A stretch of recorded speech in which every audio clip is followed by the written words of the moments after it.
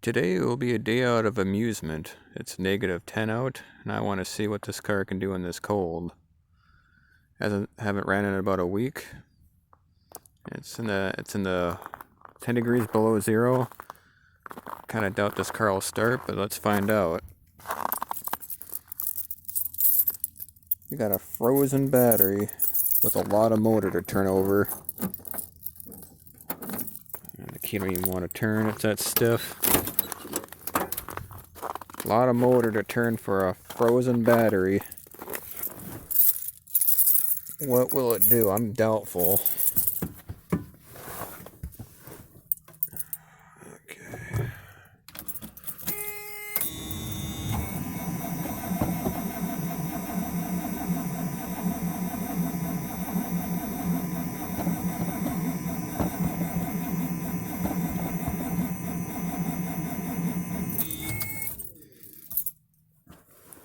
Let's get this all the way on the off.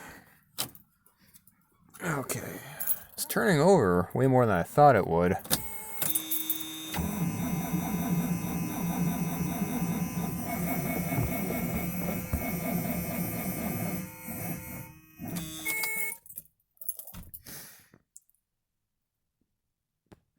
Kind of thought it would actually fire the way it was turning over.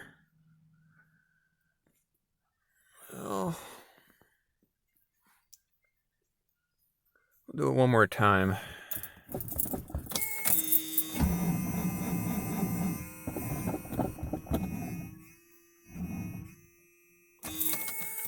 Nope.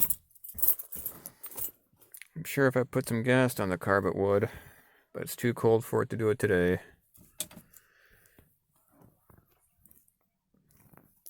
Oh well, that didn't work out. But I'm also here to inspect the ducting system. Because when I said in the past video that I want the heater to be like a hair dryer coming out of the vents, I'm just looking at the idea of installing an auxiliary heater. And you can fit them underneath the dash. What's that place called? Summit Racing's got one for like $170. It's got some good reviews. So I may utilize that and plumb it into the duct work. Just looking to see if there's room underneath to place such a thing. It's about the size of a Kleenex box, so may have to ditch the glove box compartment. I could keep the cover and just use the space it takes up for that.